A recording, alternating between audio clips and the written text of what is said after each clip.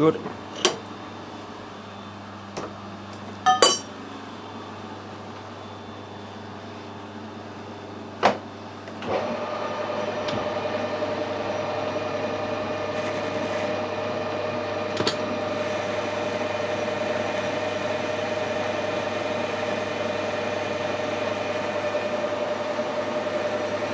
This is going to be kind of trial and error to get it to the right sort of size because it is a tapered hole.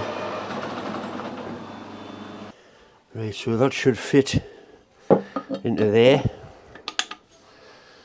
Nice fit.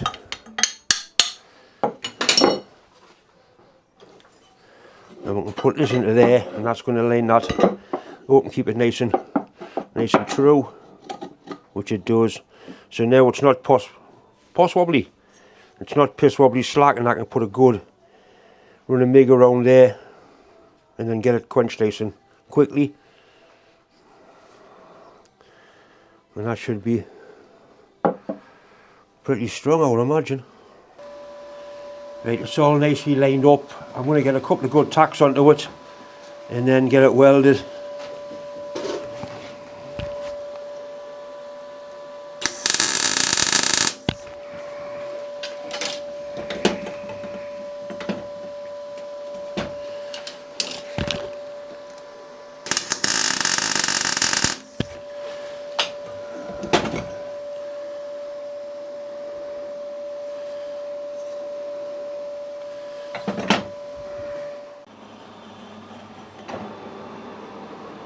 As you can well imagine, you've got to be very careful with this big thing spinning around. You've got to keep away from that end, make sure you've got no loose clothing. You'll only get stuck in there once.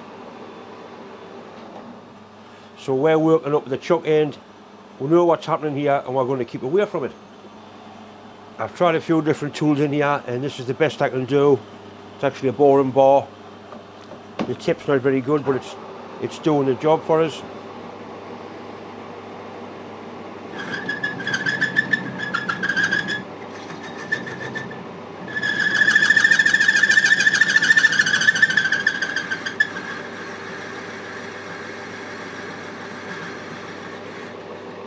Where the MIG weld's gone out the original fork, it's very, very tough.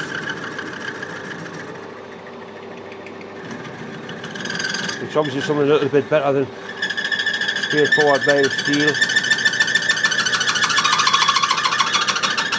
It's basically got enough now for the bearing to go over the top of it, so it's looking not too bad at all.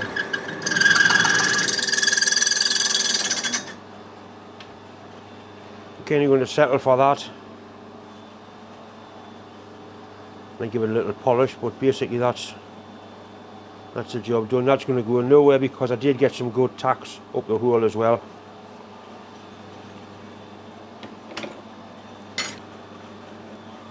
Right, that's it, cleaned up. That's not a bad repair at all.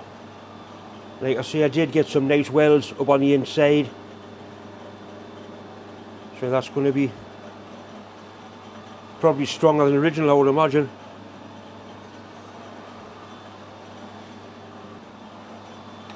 I mean, that it just must have hurt when that bent like that.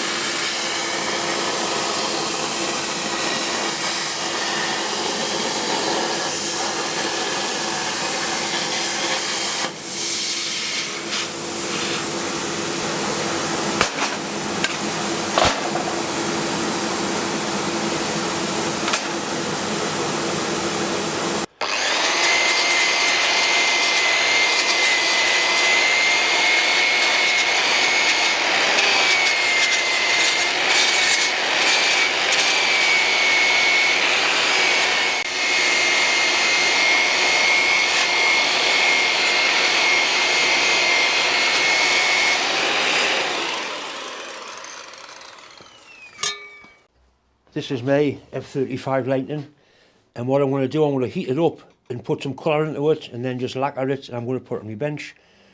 I put a nice little TIG weld there onto a base and it's just going to stand by my computer.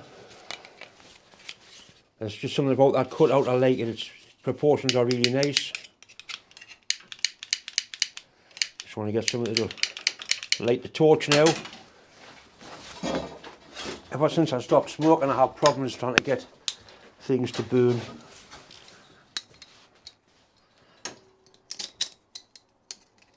I know why it'll not burn, I haven't turned the bottles on, you thick twat.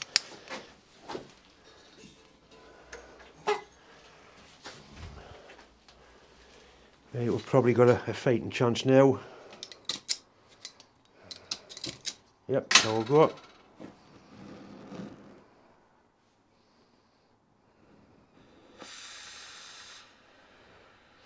Doesn't take a big flame. You'll see the colours start to come in a second or two. If we lacquer this, it'll freeze the colours will stay there.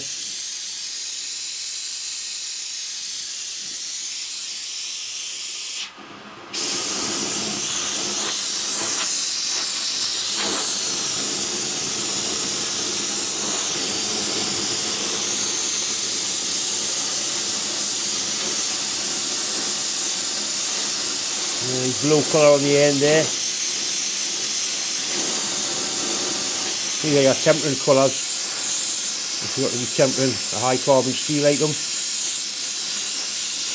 See the blue starting to spread. I don't want too much, just enough.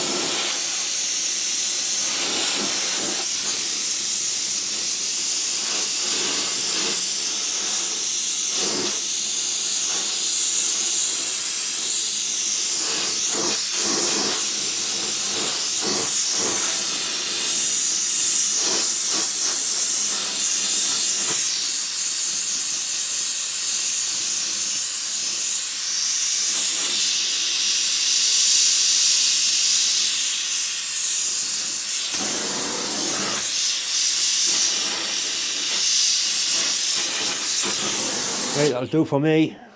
Once that's cooled, I'll put some clear lacquer on, and that'll be like that forever, really. If anybody wants one of these or any sort of aircraft cut out, just send us an email and we'll be able to come to some arrangement, I'm sure.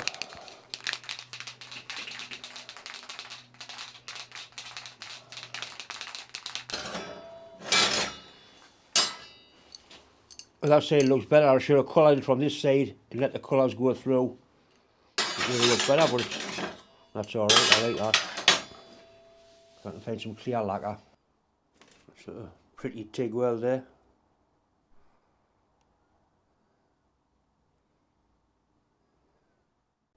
Anyway, once again, it's just time to say thanks for watching, thanks for subscribing, and as always, a massive thanks for all the well wishes.